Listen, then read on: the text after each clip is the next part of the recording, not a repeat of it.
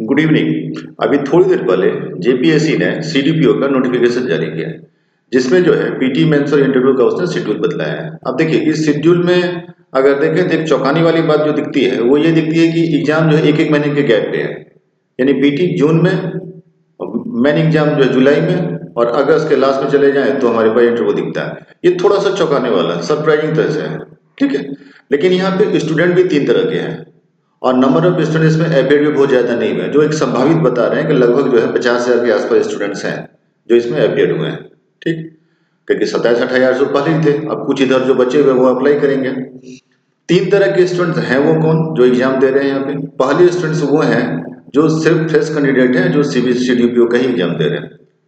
दूसरे कैटेगरी के वो स्टूडेंट्स हैं जिसका जेपीएससी का मेंस का भी एग्जाम है और वो सीडीपीओ में भी अपेयर होना चाहते हैं। तीसरे वो स्टूडेंट्स हैं जो सिर्फ और सिर्फ जो हैं वो पुराने स्टूडेंट हैं और सीडीपीओ का एग्जाम, यानी कि बिहार का भी पीटीए का एग्जाम दे चुके थे, उसके बाद इधर भी दे रहे हैं। बिहार में तो सीडीपीओ का कई बार एग्जाम हो चुका है, झारखंड में तो पहली बार हो रहा है। ठीक है, ऐसे अब ऐसे वाले स्टेज में क्या किया जाए और कैसे प्रिपरेशन को मैनेज किया जाए। देखिए इतने कम समय में कोई फ्रेश तो प्रिपरेशन नहीं कर सकता है। जो फ्रेशर्स होंगे उसको थोड़ी सी परेशानी होगी। कुछ इसमें बहुत ऐसे होंगे जो एक्सपर्ट टाइप के होंगे, जो सीनियर होंगे, एक्सपर्टाइजेशन होगा, उनको सब्जेक्ट का जानकारी है, तो उनको मेरा यही सुझाव है कि आप टेस्ट सीरीज ज्वाइन कर लीजिए कहीं या कहीं अपने से घर में सेल्फ प्रैक्टिस जो करते हैं वो भी कर लिया कीजिए। इससे आपको उसमें फायदा होगा। ठीक है, सेल्फ प्रैक्टिस बहुत काम आता है। आप कोई भी एक दो पब्लिकेशन का बुक्स अगर आया है मार्केट में तो उससे सेट दे लें और प्रैक्टिस करके देख लें। कोशिश ये कीजिएगा कि इस पीटी एग्जाम्स में कि 200 नंबर का है तो लगभग 130-135 तक जाए, क्योंकि पीटी एग्जाम में आप देख चुके हैं अभी जेपीएससी में कि कट ऑफ कितना हाई था।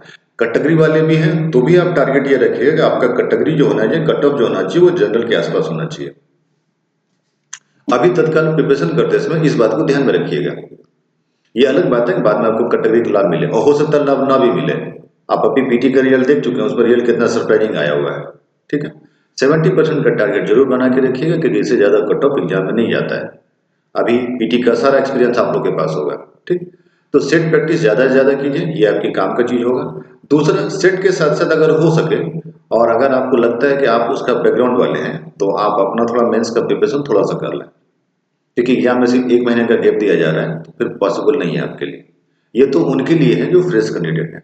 अब है कि जेपीएससी वालों को मेरा क्या सुझाव, अगर आपका जेपीएससी का मेंस का एग्जाम है, मैं आपको यही सुझाव दूंगा कि आप जेपीएससी को ही प्रायोरिटी दीजिए, सीडीपीओ को प्रायोरिटी मत दीजिए, क्योंकि इसमें 64 सीट है और वहां पे 342 सीट है। आपके होने की संभावना वहां पे ज्यादा है, यहाँ पे कम है। ठीक, और मेंस में ठीक है 6 पेपर है, अलग बात है, कुछ तो पढ़े होंगे, लैंग्वेज पेपर का कमांड होगा और भी ढेर सारे सब्जेक्ट दिए होंगे। इसलिए मैं आपको ये सुझाव दूंगा कि आप जेपीएससी पे ज्यादा फोकस रहिए, क्योंकि यहाँ एक चीज और लिखा हुआ है, सारी परीक्षाएं संभावित तिथि है। अब परीक्षा संभावित तिथि है, मान ली परीक्षा ना हुआ तो आप क्या करोगे? तब तो आपके हाथ से ये भी निकल गया और जेपीएससी भी निकल गया। और जेपीएससी अगर कल 2 साल बाद फिर होगा तो तब तक तो आप बैठे रह जाएंगे ऐसे ही। इसलिए मैं आपको ये सुझाव दूंगा, जिनका जेपीएससी का मेंस का एग्जाम है वो जेपीएससी मेंस पे फोकस रखिएगा। हाँ, फ्रेश कैंडिडेट जो है वो दे सकते हैं। अब किसी किसी का है कि सिर्फ नहीं हमको पीटी सीडीपीओ का एग्जाम देना है, जेपीएससी मेरा नहीं निकला, उनको बिल्कुल देना चाहिए। आप सेट प्रैक्टिस कीजिए, टेस्ट सीरीज देने के लिए ये सब आप कर सकते हैं, ये आपके लिए ज्यादा अच्छा रहेगा। ठीक है, लेकिन जेपीएससी वाले को मेरा स्पेशल सुझाव है, आप अपना जेपीएससी पे ज्यादा फोकस रखें, इस पे फोकस मत रहिए। इसमें बहुत कम सीट है, 64, संभावना होने की भी कम है। दूसरा, याद रखिएगा इसमें महिलाओं के लिए 50% रिजर्व सीट है, अब बाकी 50% में पुरुष के लिए है। जेपीएससी में ये वाला स्टेज नहीं है। ठीक है, इसलिए इस चीज को ध्यान में रखें, आप अपना तैयारी कर सकते हैं। अब है कि ऑप्शनल पेपर क्या लें, जैसा आपका बैकग्राउंड है वैसा ही अपना ऑप्शनल पेपर चूज कीजिएगा। अगर आप सोशियोलॉजी के हैं तो सोशियोलॉजी रखिए, अगर आप इकोनॉमिक्स, एमबीए और कॉमर्स के स्टूडेंट हैं तो एलएसडब्ल्यू पेपर चूज कर सकते हैं। और अगर आप होम साइंस वाले हैं तो होम साइंस लें। अगर आपको लगता है कि फिलोसफी आपसे अच्छा हो सकता है तो उसका तैयारी कर लें।